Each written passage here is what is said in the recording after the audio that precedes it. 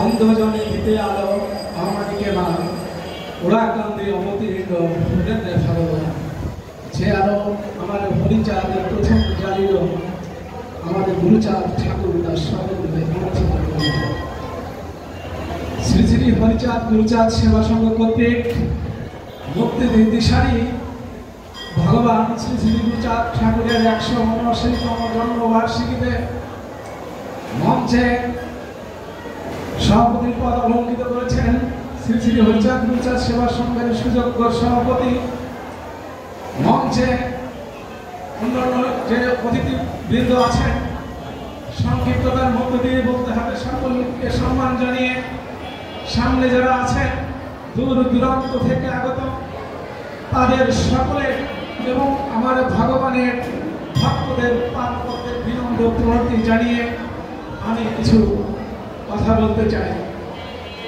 আপনারা জানেন, যখন এই জাতি অতল তলে ডুবে যাচ্ছিল, ভূতে ধরা এই সমাজে যখন তমসাচ্ছন্ন অবস্থা অন্ধকারে নিমজ্জিত হতে যাচ্ছিল, ঠিক তখন আমার পূর্ণ ব্রহ্ম হরিচাঁদ ঠাকুর এই ধরাতলে এসে বলেছিলেন, আমি হরি, আমি হরি, আমি হরি। হরিচাঁদ এসে কি করলেন? প্রথমে এই জাতিকে, এই নিরক্ষর জাতিকে কর্মতৎপরতার মধ্য দিয়ে কিভাবে নিজেকে কর্মে ব্যাহত করা যায়, নিজে সেই কর্মের দিকে নিজেকে ধাবিত করলেন। কিভাবে করলেন? একদিন তিনি বিশ্বনাথকে ডাক দিয়ে বলছে, হে বিশ্বনাথ, সর্বকার্য শ্রেষ্ঠ হতে সর্বকার্য শ্রেষ্ঠ কৃষিকার্য হয়, কৃষিকার্য না করা আমাদের মোটেই ভালো নয়। চলো আমরা লাঙ্গল জমাল নিয়ে মাঠে কৃষিকাজ করতে চলে যাই। তখন আমার হরিচাঁদ ঠাকুর তার বাড়ির পাশে এক বন্ধ জমি ছিল, সেটা 2 বিঘা পরিমাণ। সেখানে আমার ঠাকুর লাঙ্গল জমাল দিয়ে হাল চাষ করতে চলে গেছে। কিন্তু পাশে যারা আছে তারা বলছে, হে ভগবান, তুমি যে এই জমিতে হাল চাষ করতে আসছো, এই জমিতে তো ধান ফলে না। আমার হরিচাঁদ বলছে যে অফলা জমিতে আমি সুফল ফলাই, যশবন্ত পুত্র আমি, নাম হরিচাঁদ, এবার করিব যত প্রতি আবার।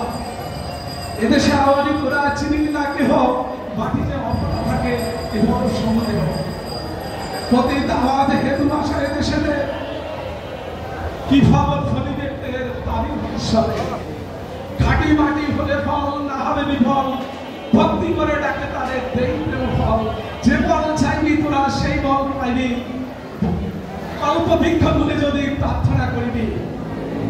দেখেছেন আমার হরিচাঁদ ঠাকুর কি ফল দিয়েছেন? আপনাদের সামনে সব উপদিষ্ট আছে। সেই ফল ভোগ করছে আজকে এই সম্প্রদায়ের মানুষ। আমার হরিচাঁদ ঠাকুর বলেছেন, রক্ত মাংসের গড়া যখন এই দুনিয়াতে আসতে হয়, এক সময় এই পার্থিব জগৎ থেকে বিদায় নিতে হয়। আমার হরিচাঁদ কি বলেছে? আসি নাই, ফিরে যাব, জানিও নিশ্চিত, গুরুচাঁদ দেখে আমি করিল প্রবেশ।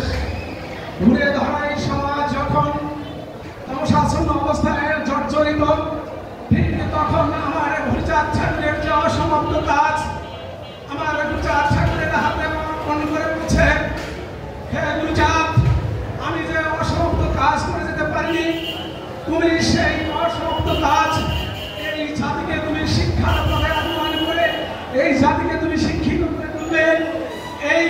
এই বাক্য প্রয়োগ করে আমার হরিচাঁদ তিনি লীন হয়ে গেলেন।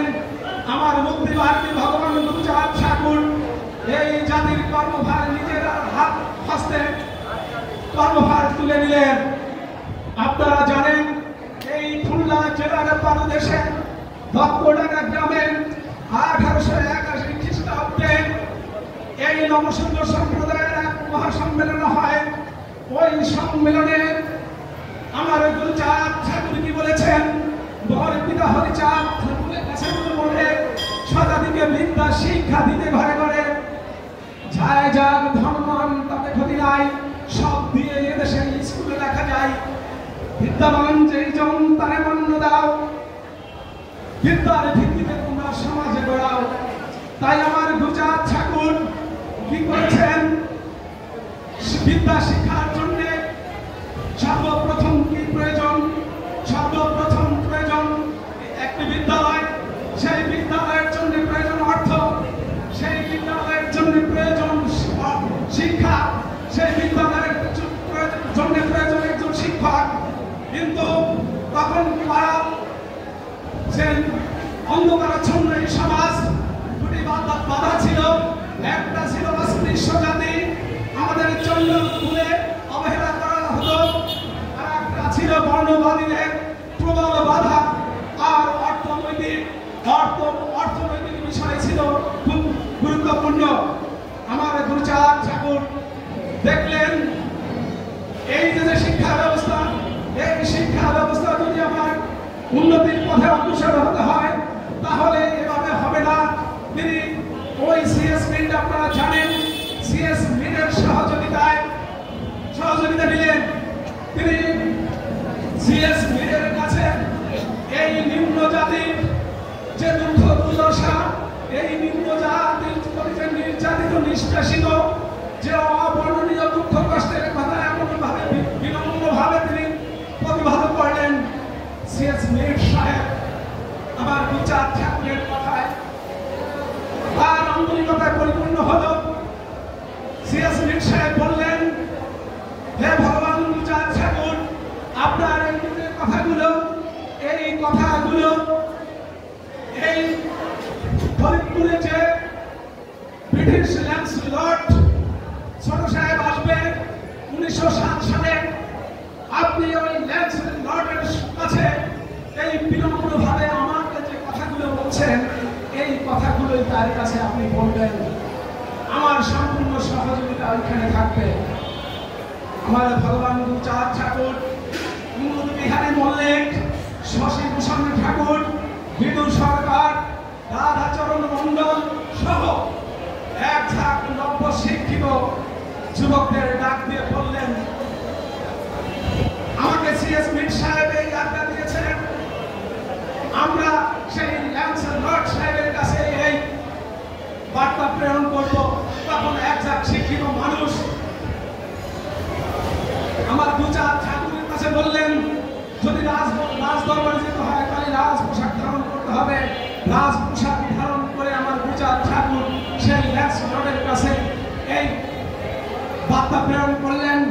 ল্যান্ডলর্ডের কানে যাওয়া মাত্রই প্রথম আমার গুরুচাঁদ ঠাকুরের বড় সন্তান শশীভূষণ ঠাকুর প্রথম সাব রেজিস্ট্রার হলেন, কুমুদ বিহারী মল্লিক হলেন প্রথম ডেপুটি ম্যাজিস্ট্রেট, রাধাচরণ হলেন কানুন্দ। এইভাবে এই নবশূদ্রদের সরকারি চাকরিতে নিয়োগ করে এই জাতির যে ক্রান্তি লগ্ন থেকে সেই একটা সুদূর প্রসারী আলোক পত্রিকা লাভ করে এর পরবর্তীতে এডওয়ার্ড বেল্টের মাধ্যমে চন্দ্ররত্ন মোচন করে গুরুচাঁদ ঠাকুর সেই আদি গুরুর মর্যাদা লাভ করেন।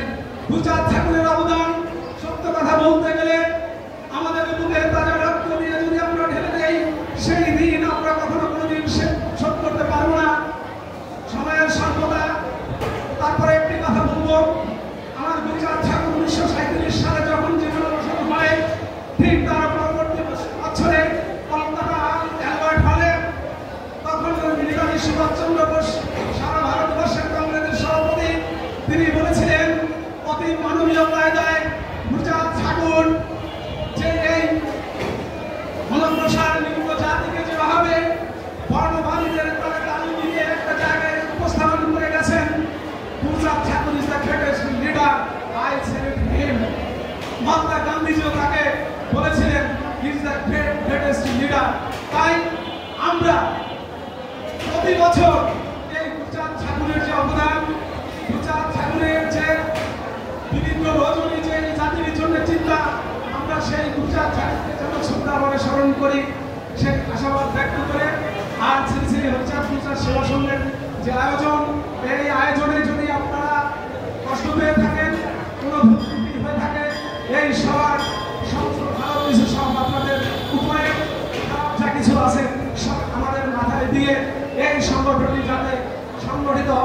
ভবিষ্যতে আরো সুন্দর সুন্দর এই সব পরিচালনা করে আসতে পারে সেই আশীর্বাদ প্রার্থনা করে সকলের আত্মপদে বিলম্ব জানিয়ে শেষ করছি। জয় হরি বল, জয় হরি। Audio Jungle.